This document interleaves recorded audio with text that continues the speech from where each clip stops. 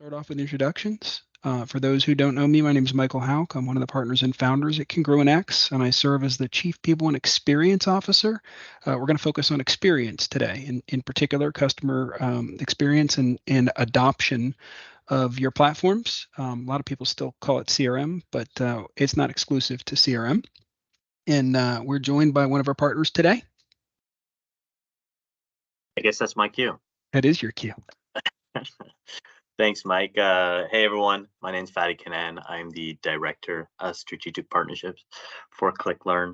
And ClickLearn is essentially a user adoption platform.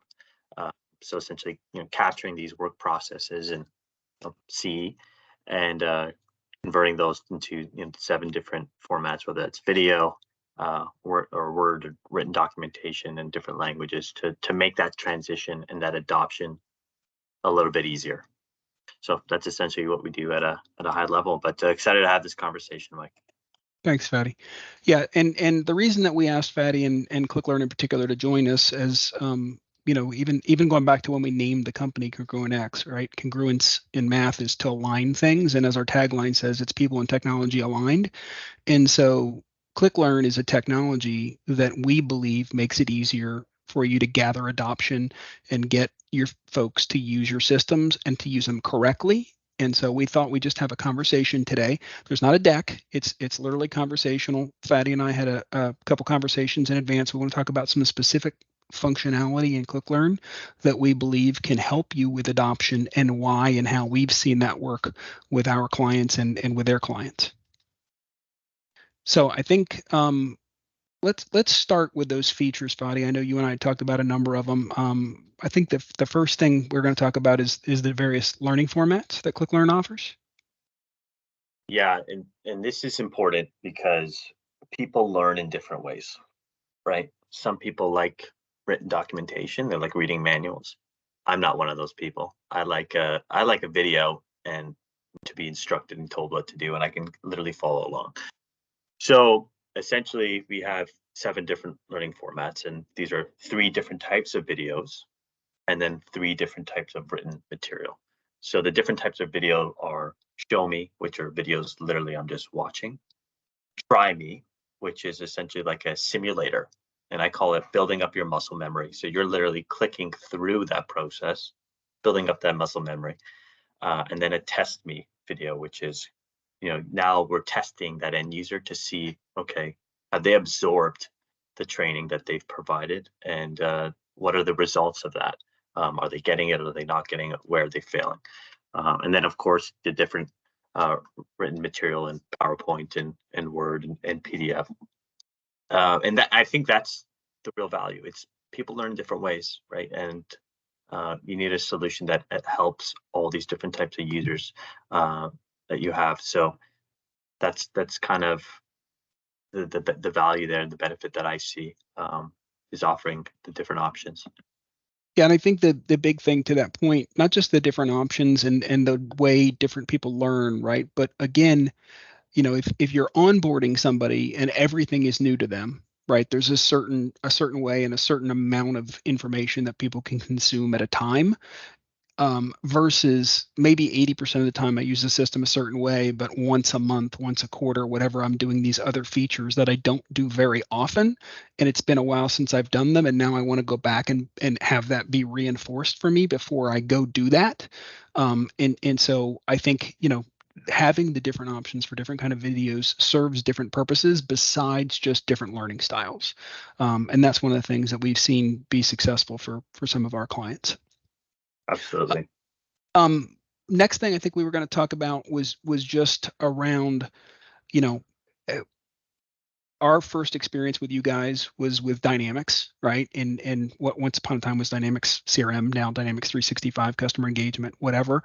But the tool supports more than just that. Let's talk about the different platforms and apps and purposes that your tool serves. Yeah, I mean, we really cover all the Dynamics platforms. So whether that's CE, BC, F&O, all the Microsoft platforms, whether it's Excel, Teams, Power Apps. So I think it's important because every organization, right? You guys are out there you guys have multiple systems that you're using. You're not using just one. You're using, I guarantee you probably have 10 at minimum. And so you may have processes that, for instance, start in CE that takes you to a website. Maybe it takes you to Outlook and then back into CE again. So you're seeing, as organizations grow and become more digital, they're adopting more solutions, and these solutions are not becoming entangled with each other. And so ClickLearn essentially has the capacity to capture your solution from start to finish, regardless of what platform you're using. So you don't need to stop your recording, start a new recording in another solution, stop, and so on and so forth, and then go back and with the editing and kind of stitch it together. That's kind of not needed, and I think that's a real time saver, because like I mentioned, almost all of you at an organization are using more than one platform. Yeah, sure. I think two key points I want to follow up there. Number one is, as you said, if in my daily use of the system, I'm bouncing from one system to the other, right? Outlook to CRM to Excel to whatever, right? I can create one training video that walks the user through all of those processes without having to switch, platforms and so on and so forth, right? So it allows that cross application training to be created in a single platform. The other, I think, I recently saw a statistic that said the average mid-size organization has somewhere between 23 and 26 applications. We're trying to reduce that a little bit, I was off. Right? But yeah, there's a lot of applications, and I think obviously, even if it doesn't work for every single one because you've got a legacy application or heaven forbid some kind of green screen app or something that's 20 plus years old, but in this day and age where most of what we do is in the cloud and is in fact browser based, I think having a tool that can serve across that platform.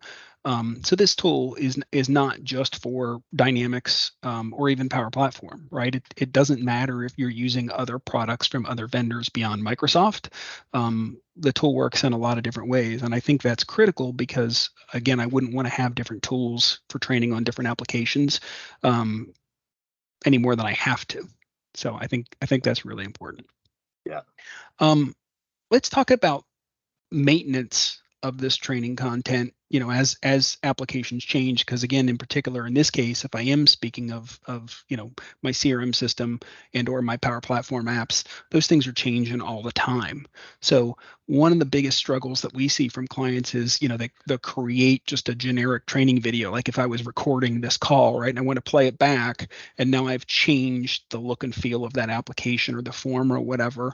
How does your tool handle that, and what does it allow your customers to do? Yeah, that's a huge challenge, right? Because you can, I think the biggest challenge is maintaining that documentation, that material. It's not the recording of it, it's the maintenance. Because as you know, Microsoft pushes, I believe, 2 major updates every year and quarterly as well. And you may have process changes, right, within your organization. And that may happen very often. So the challenge becomes, it's not the initial creation of the material, it's the maintenance of it. And so we have a functionality called replay. And what replay does, it essentially runs kind of in the background and it identifies if a process has changed, whether that's a button has moved to a different part of the screen. And we can sort of automatically keep that material up to date. So if there is a process change, or Microsoft Dynamics or any of the platforms kind of have an update out there, we can identify that change and update that material, those 7 different learning formats, automatically. And I think without that, if you're going to do this manually, that becomes a real concern, because now you need someone to constantly maintain this material, whether that's an internal resource who you've hired to record and maintain the documentation, or an external resource you've now hired to do that work. That work needs to be done by someone or something. Yeah. But yeah, that's kind of the challenge and that we saw there regarding keeping that material up to date and fresh and current. And that's one of my favorite features of ClickLearn, and I think it's awesome. But I also, this is the part where, he makes the software and we implement the software and help our clients use it better, right? I want to be clear and not oversell things, right? If you change a complete application, right, it doesn't necessarily mean Replay is automatically going to pick everything up. There's kind of a finite limit of what you can do in that tool. But the point is, for tweaks and changes and things like that, it saves an incredible amount of time over what would happen if I had to re-record all of my trainings each time. So that's the point that we're trying to emphasize here. But I also just want to make it clear that, I can't switch from Word to Excel and expect Replay to just pick it up and say, oh yeah, here's your new training. There are limitations to what it can do, but nonetheless, it saves organizations a lot of time. I don't know if there's any statistics, if you guys have any statistics on how much it saves, but I know, for the clients that we have that use it, it saves them a tremendous amount of time over what they used to do when they had to re-record the videos from start to stop.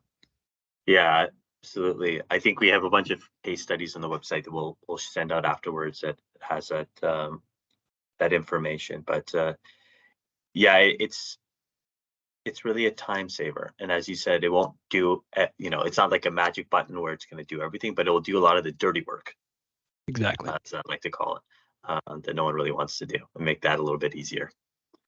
I think there's two times we're going to talk about this a little bit today. Obviously, if I'm making an investment in technology like this, one of the things that I'm interested in is measuring the return on investment of my investment in ClickLearn, right? And so one of the things to me that's interesting about the platform is the metrics that it gives you, where you can track usage and see which videos people are using and where they're spending their time and so on and so forth. Can you elaborate a little bit for the audience today on the kind of things that ClickLearn can provide me as I'm trying to figure out what adoption looks like in my organization? Yeah, so as I mentioned earlier, in the 7 different learning formats, we have a test me video where now we are testing this end user. Are they clicking the right button? Do they know the flow um, of the process? And so you as an organization are able to set sort of what is a passing grade? If they click too many wrong buttons too many times, uh, does that mean that they fail and that's only a 60%, 70%? So you can sort of set these parameters within um, within ClickLearn. So what is a pass? What is a fail? And so I think it's important when an organization has made a decision to implement a solution, let's say like CE, right? Uh, it's a lot of time, a lot of effort, and a lot of money. And you want to make sure that your end users are sort of spending time, in the training process and actually utilizing it. Because if an end user says, "Hey, this doesn't work," well, did you actually use it? Did you do the training? Oh, and then you look up and say, "Oh, they actually didn't do training," or so. How could they, you know, say something like that? But I think it's really, really important to see where the users are failing, where are they succeeding, because essentially that's going to determine the success of the project. And at the end of the day, they are the the people entering in valuable data into your business system, and they need to be educated properly and tracked properly, um, to ensure success. All right, I'm going to give you a softball this time, because I know the answer to this, but I don't know if our audience does, and I don't want to make assumptions. Um, what about integration with learning management systems for those test me's and trying to capture what people are doing and how that works? What does ClickLearn allow you to do?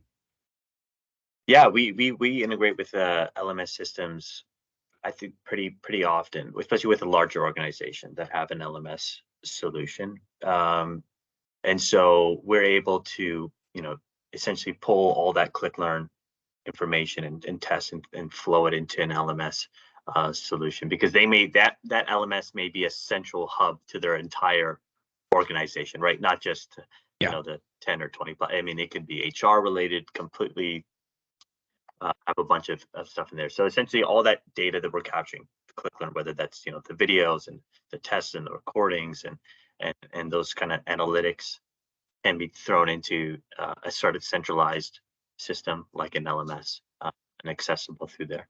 And I made a cardinal mistake in presenting. I used an acronym without explaining it. I'm pretty sure most of you probably know what an LMS is, but it's a learning management system for anybody who doesn't know. So I apologize for not stating that up front. Fadi and I talk about it all the time. So bad habit. I apologize. Um, we want to make sure we leave some time for questions. I know there's a couple questions, but obviously, if you have questions, you can put them in the chat or put them in the Q&A. Before we do that, it wouldn't be a 2023 webinar without talking a little bit about AI and kind of what's new and what's coming to the product, whatever you can share. I know that there were some recent releases around the time as North American Summit, and I know that there's some other things that you and I have talked about. I'm not sure what you can share with the audience today and what you can't. Yeah, it's a recent announcement of kind of I think the next phase for user adoption, user training. Where is this going? Yes, it's the 7 different learning formats are great, but what is the transition? So you mentioned, of course, AI, which is a big buzzword and everyone's using it now. But how is that transition to user adoption, user training? So at Summit, we launched kind of our next phase for ClickLearn, which we call UXP. And UXP is our user experience panel. So this kind of sits within the live system. And it's like a digital companion, right? So you can ask it questions like, hey, this is my, second day on the job. I'm fresh. I'm new. I need to do this process and I have no idea how to I have no idea. Can you sort of guide me through it? And you're asking this, chat AI, and it will pull up the instructions, the videos, whatever you need in order to get that done. But not only that, but also guide you within the live system itself. So point to, click on this button, enter in data into this field, click save, and you're on your way. And I think, it's kind of learning in the flow so you can be productive from day one. Yes, there's always going to be a situation where you're going to need those 7 different learning formats and watching a video and kind of training.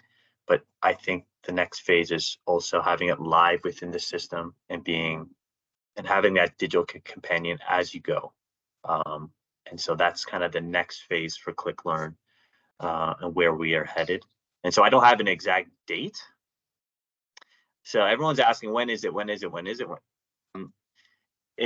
We did a kind of demo at Summit. I think people saw that, and it's kind of in beta mode right now. So yes, we have some cool videos that I can share and links to a website where you can find out more information. But when it is ready, when I do have a date, Mike, you're going to be the first one I call. Thank you. I'll hold you to it. And Yeah. if you're in attendance and you're interested, you can go on ClickLearn and sign up for their marketing material and kind of keep in the know as well. I'll probably still know before you, but don't hold it against me. It's just because I bother Fadi every day. Just kidding. I think maybe kind of tied to that, it's not necessarily AI generated per se, but talk about the virtual assistant a little bit that's in ClickLearn and kind of how that works. Yeah, I mean, so at the moment we have a virtual assistant. And if you could compare it to UXP, it'd probably be a little bit lighter, and not as intelligent, I would say. But with the virtual assistant is your kind of in-app guide, right? You'll have a list of all your different processes, and so you can select one of the processes, and then they'll walk you through that process within the live system which is very, very valuable. I mean, as I mentioned, I don't like reading material. That's not the way I learn. I want someone either watching a video or showing me within the live system how to do it. And so that's really the benefit of the virtual assistant. It's kind of learning as you go. And as Mike mentioned, maybe you're doing 20 processes every day. You have those nailed. You don't need ClickLearn for any of that. But once a quarter, once every 6 months, you have to do this process, and you forget. Maybe you know the first 3 steps, and then the other remaining 7 you forget. That's kind of the benefit of that virtual assistant is walking you through that process you're unfamiliar with within that live system. Yeah, for me, it's probably one of the few benefits for me of COVID is less travel. I don't have to do expense reports near as often as I used to, but now I don't ever remember how to do them. So now I can, go cheat, watch the video, and make sure I fill out the expense report correctly so I Yeah, don't get in trouble. yeah. Someone's gonna in accounting's gonna yell at you, right? I got Absolutely. yelled at the other day for that. Yeah, absolutely. Um, I do want to make sure we have some time for questions. So I have one more thing. I said we'd come back to ROI twice, right? And so just for the audience, can you give an example of any of your clients and kind of what an ROI can look like with ClickLearn over, what they used to do versus what they do now with the tool? Yeah, I think there's a lot of ways to look at that.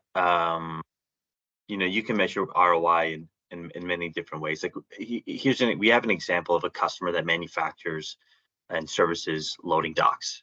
So of course they have a lot of people out in the field that don't really interact with Microsoft Dynamics at all. But then you have a remainder that are kind of doing back office stuff as well. So before they even evaluated, they were kind of in the middle of their implementation. Before they kind of evaluated ClickLearn, they estimated that it would probably take 6 months to capture the processes manually. And that doesn't include the maintenance. So that's the initial recording of those processes. And then they came across ClickLearn and they kind of loved it and said, hey, this is something that we need. It was really valuable to them. They thought it was important, crucial part to the success of their implementation. So with ClickLearn, they were able to capture those processes in a month. And of course, that material and documentation will be maintained throughout their life. But so initially, they thought it would take 6 months or maybe more to kind of create that initial material, and turned out they were able to do that in a month, and that really helped them with their transition, right? It was really important to them. So that's an example of one ROI that we have. We have And way more on the website, but that I can share with you. But yeah, go ahead, Mike. no, I was just gonna say, and as you said, right, that's 1/6 the time, and that's just for one set of processes, the initial training, right? That's not including maintenance or anything like that, which obviously, again, they could save a lot of time with replay and things like that. So it's not just the initial training where the tool can help. It's the maintenance of training. And obviously, as we all know, organizations are kind of living, breathing things and constantly changing. And that's one of the biggest challenges that we see with adoption is when people roll out systems, they do that initial training, but then as the system grows and evolves, they're not maintaining their training. And that's huge, especially if you've got any kind of turnover in the organization. You've got new people coming on board. Now if I have outdated training, I can't even give them something to watch and things like that. So I think it's big from that perspective. Yeah, Um, absolutely. got about 6 minutes left. So I see two questions so far. If anybody else has any other questions, feel free to drop them in the chat or the QA. Um, First one, I think, is probably more for you, at least initially from a solution perspective, and then we'll talk about it from a partner perspective, is what if we're a small organization and we don't have budget for a user adoption solution? Yeah, there's two ways looking at that, because if you're spending money um, on a solution like CE, you should always consider, when you talk about ClickLearn or user adoption solution, we're at the tail end, right? Adoption starts, even, I always say, before ClickLearn. I would say, but it's something to consider, right? You're spending a lot of dollars, a lot of time uh, on a business system, and if your users aren't using it, then really how why even upgrade or implement this new software? So that's one thing to consider. Now, if you are a small organization and you have 10, 15 employees, and when you look at the price of user adoption solutions out there, it becomes really, really expensive. And maybe you can get away with training in person, and you guys are all in a central location. And if a new person joins the organization, they can kind of run into the person with the most knowledge and kind of tap their shoulder and be their in-person user adoption solution. That's definitely one way. I think you need a strategy regardless. So if you don't have dollars to spend on a solution, there's ways to do this manually. Sure, it's not the best way, or the easiest way to do it, but you can capture these processes manually. Of course, the hardest part is going to be maintaining of that material, but that's something to consider as well, is that you should always have some sort of strategy, whether you want to pay for a solution or not. There's options out there for you, and it's something to consider. Thank you. We've got a little more than 3 minutes left. We've got another question. I want to actually add on to that. And so Fadi, I'm going to ask you to keep me on track and watch time so I don't use up all the time. But the second question is, why can't your partner do the end user training for you? And before you answer that, I'm gonna get on my soapbox for a minute and try and answer both questions at once, because I think it actually overlaps a little bit. Going back to your first point, right? Number one thing to keep in mind in particular on ROI on that adoption solution is that a lot of times, especially in our space, as I said, we first bumped into ClickLearn, and we typically recommend it when we're talking about doing a CRM or a Power Platform implementation. But because it sits on top of so many other platforms and tools, I think it's wrong organizationally to say, oh, we're going to implement CRM and we have the price of a user adoption solution on here to help our adoption. If I think of it more as an organizational training system for, maybe not every platform, but most of our platforms, right? If I've got somebody new that's coming on and they work in accounting and they need to understand the accounting process, well, then they can use that tool. So I think it's fundamentally wrong when organizations just look at the cost of a user adoption system for CRM. I think they need to look at their overall training cost in all of the ways that a user adoption system, if it's the right user adoption system and it's an open platform that can help with their tools, how that helps the organizational spend. And I think that gives you a better ROI. So if you have the opportunity, right, shift the argument away from what I need to do to increase my CRM adoption, right? Shift it into organizational effectiveness and overall training costs and how a tool can help you there, if that's possible. Again, if you're a small enough organization, you may have to live with what you have to live with. The SI end user training, absolutely. Your partner should provide training, but that training is at the time of implementation. There's only so much that can be done. And to me, adoption is largely, it's more psychological than it is technical, right?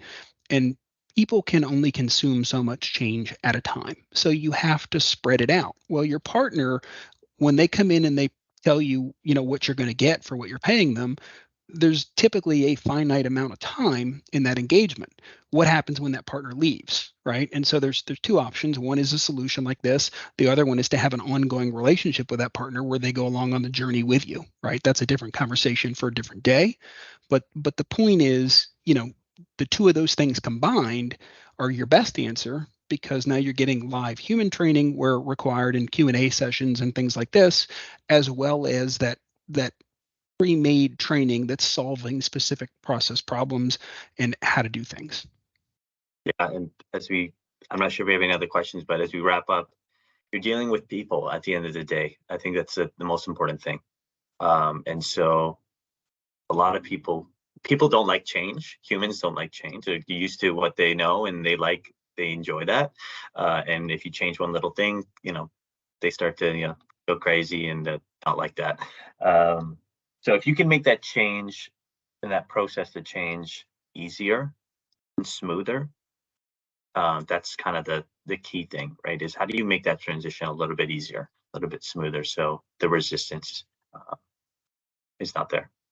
Absolutely. All right, last call for questions. Tasha, did we miss any? I don't see any that we haven't answered. I just want to make sure we're not missing any. No, we're good. All right. Thanks, guys. It was thank amazing. you. Thank you. Most importantly, I want to thank you all for your time. If you have follow-ups, you should be able to get to us from the webinar invite, and glad to answer any questions or have a conversation if we can help you with your organizational needs. Thanks all. All right. Have a great day. Bye, Thanks, guys. Fadi. Take care.